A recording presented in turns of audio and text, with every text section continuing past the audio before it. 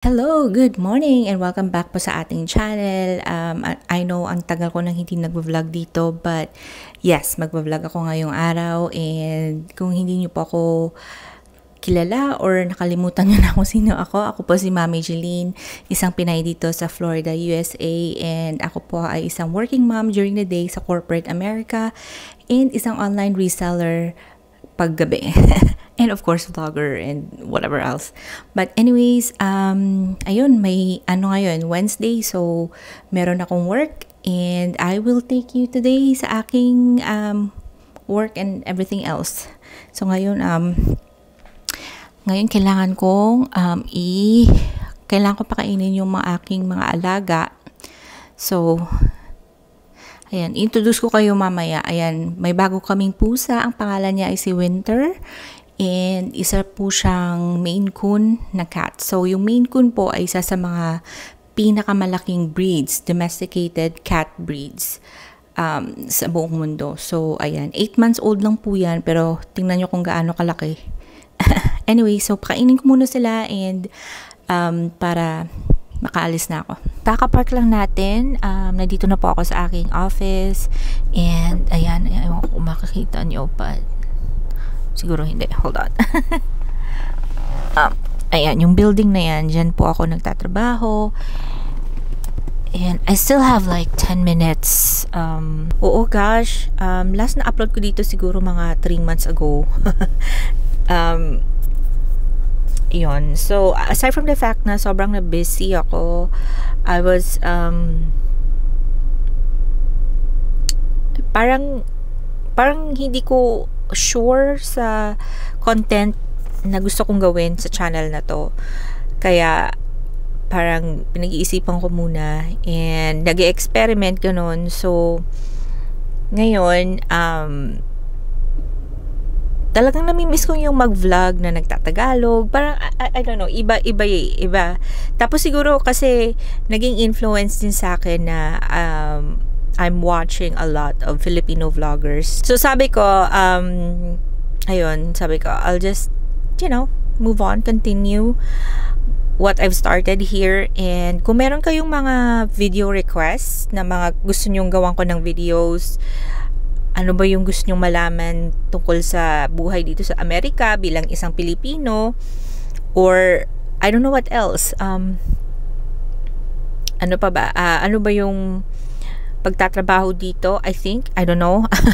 Like I said, I work in corporate America. So, ayan, nag-o-office po ako dito. Yan po yung aking full-time na job. Tapos, meron din po akong negosyo. Nagbebenta po ako online. So, yun po yung racket ko. Tapos, hopefully, nagva-vlog din ako. And kumikita din naman ako sa vlogging. Kaso, hindi pa siya yung enough na sabihin ko na pwede na akong mag-quit ng full-time job ko. Yung parang ganun ba? So, yung kinikita ko every few months lang pumapasok. Kasi hindi ko rin naman natututukan. And yun nga, hindi pa ganun yung ka-full talaga yung effort ko. Kasi, syempre, ang dami ko pang ginagawang ibang bagay. Meron pa akong ang mga anak na inaasikaso. Although yung isang anak ko nasa Pilipinas pa, basta ang dami kong ginagawa dito mga beso. Parang minsan hindi ko na alam kung saan ako kukuha ng time to do other things. But I try to make it work, and yun na nga. Anyway, I gotta go. Try ko mag-vlog sa sa loob ng office, or kahit na hindi naman, parang silent vlog lang para makita nyo lang yung loob ng opisina. Pero yung chika moments natin pag pag tayo-tayo lang. Ayoko kasing malaman ng mga katrabaho ko na nagvo-vlog ako. And even though alam nila, I don't think, kasi hindi naman sila nakakaintindi ng Tagalog. So, I think that's fine. But at the same time, parang ayoko lang. Nahiya lang ako na malaman nila na nagvo-vlog ako. I don't know. Weird ako like that. But my family knows. My family knows na nagvo-vlog ako, and they're fine with that. They've always known that I've always been a vlogger. So, wala akong problema dun. Yung katrabaho lang, medyo icky ako about that. Ayan, nakatambak na ang aking trabaho. This is 5 days worth of work. Okay, we gotta open this package. I actually forgot what this is. We'll see.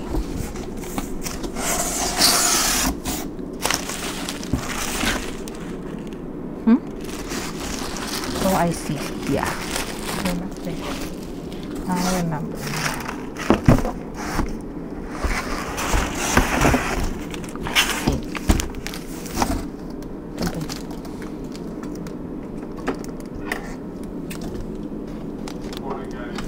Hey, good morning. How are you? Doing good. How are you? Good.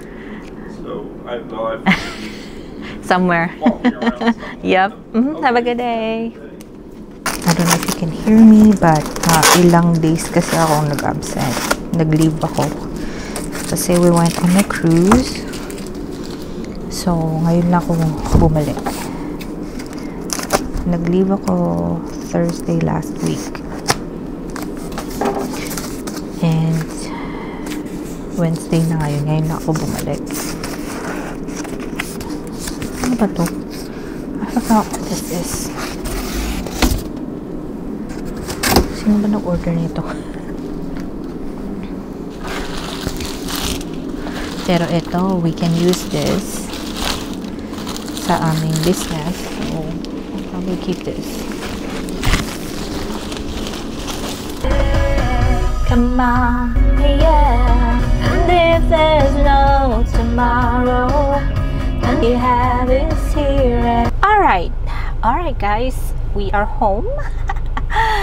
Medyo ma-traffic yung way home ko today. Normally, I don't take this long to get home. Pero kasi merong accident on the way.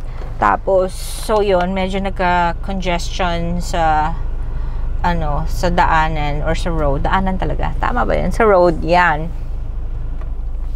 But anyways, I am home. I'm so happy. And you know what? I'm gonna go to the gym. So, pasok lang ako sa loob. Magbibihis lang. And syempre, say hi, hello to the fam. Tapos, pupunta na ako sa gym. Yung community kasi namin where we live, kumbaga yung subdivision, yung village, gano'n, meron kaming community na gym. So, sa clubhouse, meron doong gym and function room or function area. So, kung may mga events kayo, you can rent that place. Ano yan? You can rent that place. Tapos, ano pa ba?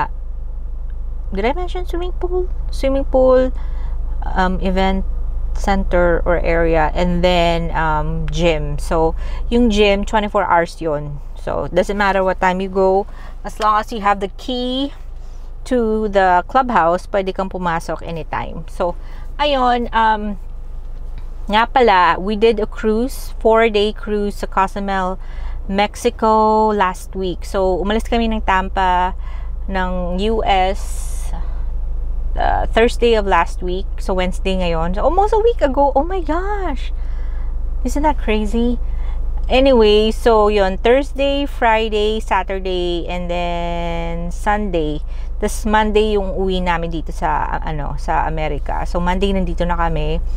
And oh my gosh, during the cruise, grabe talaga yung kain namin. So kasi buffet all day, every day, ganun. So drinks, unlimited food, unlimited drinks. Although some of the drinks you need to pay for, like yung mga alcoholic, ganun. Tapos yung coffee, I don't really drink alcoholic beverages.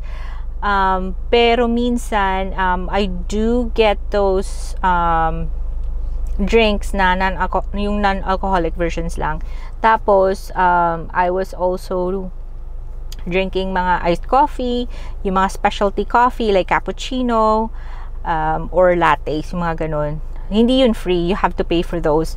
But overall, it was a very good experience. Yun nga lang, naman talaga, pag nag-cruise kami, akala mo naman ilang beses na mag-cruise, no? Actually, this is my second cruise. So, yung first cruise ko was also this year, around February, I think, this year. So, yung nagustuhan ko talaga sa cruise is, grabe yung pagdilim. Yung nagustuhan ko talaga sa pag-cruise is, lang siya, chill na vacation, na meron silang mga shows on the ship, tapos merong one day na offshore kayo, so you can explore the area, ganon, yung port, and then meron lang silang designated na time na you have to be back on the ship kasi lalarga na, aalis na. And then the rest of the cruise, pretty much, nasa ship kayo. So may mga may mga shows na you can go and watch. May mga music din, live bands, mga ganun. So marami kang pwedeng gawin. May arcade, meron nga silang internet station na hindi naman siya cafe. So station, internet station. So if you need to use the internet, doon ka pupunta. Tapos meron din silang formal dining. I think that's what it's called. So instead of pupunta ka ng buffet for your dinner, meron silang scheduled na dinner with matching waiters, servers, ganon. Yon. Tapos meron silang menu na medyo special siya na menu. Hindi siya yung makikita mo sa buffet na sinuserve nila. Basta yun, maganda siya. Anyway, andito na ako. I'm home. So, I gotta get inside. And, ayun. Punta tayo ng gym. Okay? Yun nga pala. So, the reason pala na mag-gym ako, hindi ko pala nasabi, is because, yun nga, grabe yung buffet. So, as you can see, talagang lumobo ako. As in, lumobo talaga ako. So, sabi ko kay Chris, mag-gym ako. Tapos medyo, medyo mindful na ako sa kinakain ko. Hindi na masyadong marami, hindi na masyadong sweets, ganon. Dito na po tayo sa clubhouse. And nakalimutan kong palitan ng battery yung aking camera. So, hopefully, 2 bars na lang siya. So, hopefully, it will last until I have to get home. Kasi naisip ko rin na siguro, aalis din ako like from the gym. I'm gonna go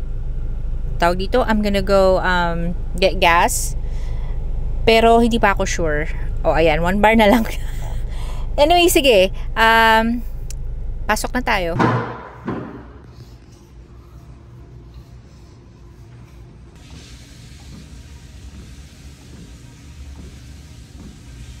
We are home na, guys, and it is like 7 o'clock in the evening. Dapat nag-dinner na kami.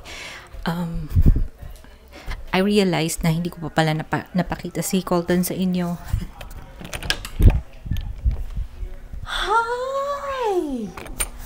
Hi, bud! Ay, tingnan nyo naman. Tingnan nyo naman kung gaano ka. Ay, naku.